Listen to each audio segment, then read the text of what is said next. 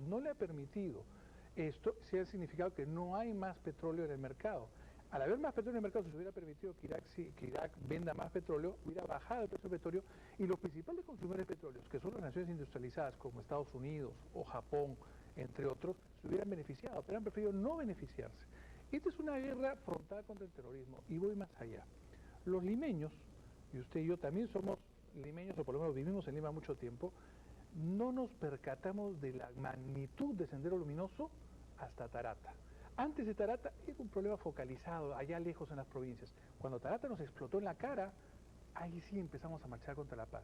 Yo quisiera saber si es que en vez de las Torres Gemelas hubiera sido la Torre Eiffel, si es que Francia hubiera estado tan ajena a todo este asunto. Qué bueno que usted toma el ejemplo de Sendero Luminoso, porque en 1983 el Estado peruano le entrega, y los políticos peruanos, porque unos estuvieron de acuerdo y los que no estuvieron de acuerdo igual tuvieron la misma responsabilidad por no oponerse de una manera concreta, le entrega a las Fuerzas Armadas el control de la zona de emergencia, de la zona en la que Sendero operaba, ¿no es cierto? Las Fuerzas Armadas ingresan sin ningún tipo de preparación, no sabían cómo combatir una guerrilla interna y ocurre una serie de violaciones a los derechos humanos y una serie de matanzas que en este momento hemos tenido que crear una comisión de la verdad, ¿cierto?, para tratar de esclarecer qué pasó y por lo menos aliviar a los familiares. En realidad la comisión de la verdad es para poder cerrar bien la herida. El terrorismo en el Perú cayó cuando un grupo de policías, haciendo una efectiva y realmente extraordinaria labor de inteligencia, capturaron al cabecilla, a Abimael Guzmán. Todo lo militar, todo lo violento y brutal no había servido para nada. El Grupo Colina, por ejemplo, está siendo juzgado en este momento por crímenes de lesa humanidad. Y la inteligencia fue lo que funcionó. ¿Por qué cree usted que los Estados Unidos no ha actuado de esa manera? Probablemente porque la inteligencia americana le es muy complicado lograr infiltrarse o mimetizarse en este tipo de países árabes, donde llevan tantos años cerradas esas dictaduras que es muy difícil entrar y el dinero corre como loco. Es decir, Arabia Saudita, que está muy cerca en este plano, lo tengo acá, es quizá uno de los países más ricos del mundo per cápita, pero tiene unas pobrezas impresionantes, porque ese dinero no llega, se queda solamente en una casta, como bien dice el artículo, elegidas o autoelegidos por ellos mismos. Estos países, si usted se da cuenta, normalmente los países del Perú tienen una geografía muy accidentada en sus fronteras, pero estos países no, tienen líneas rectas. Estas líneas rectas no tienen lógica, porque este es desierto.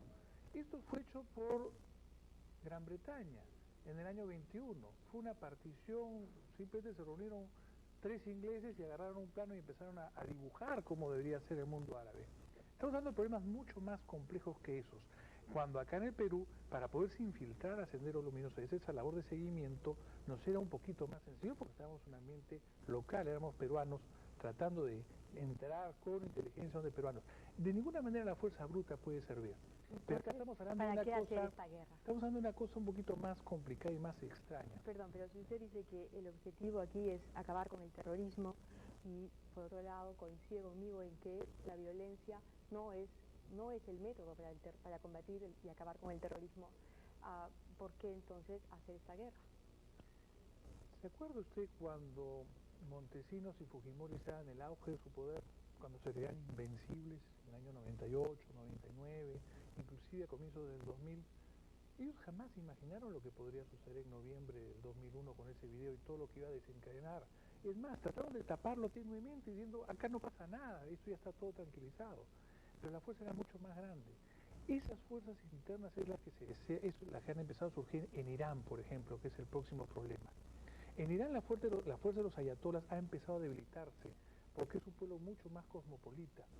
En el caso de Irak, la forma en que se maneja es mucho más férrea. Entonces se necesitaba un golpe muy fuerte y muy severo para que Saddam Hussein pueda salir de ahí y se necesitaba urgentemente desarmarlo. Porque la exportación de terrorismo es sumamente rentable, es distraer la atención del mundo hacia otros lados. Entonces quizá los grandes financistas del terrorismo internacional sea Irak e Irán. Y ahí es donde debe estar la gran lucha internacional.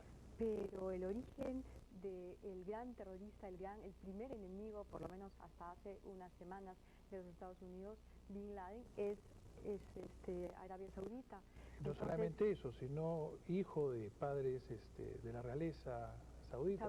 Exactamente. Entonces, ¿por qué ataca Irán? Hace un mes, ¿Por qué mes y ataca medio, Irak entonces?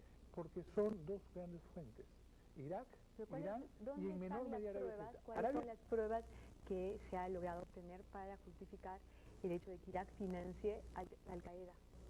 Yo evidentemente solamente soy un congresista peruano, yo no puedo traer las pruebas internacionales para ese tipo de cuestiones, ¿no? Usted cree que la guerra es justificada y cree además que es justificada por el hecho del discurso, digamos, más inmediato, que es el combatir el terrorismo mundial.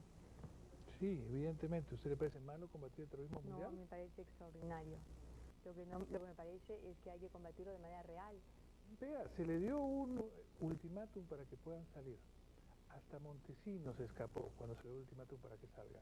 Y esa señora prefirió quedarse y escudarse detrás de esos niños y esas mujeres. Un último dato interesante, hace cosa de un mes salió la lista Forbes de las mayores fortunas a nivel mundial.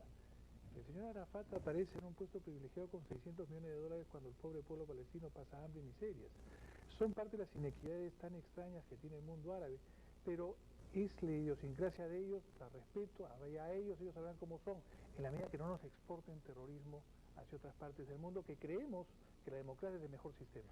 Congresista, ¿cuánto tiempo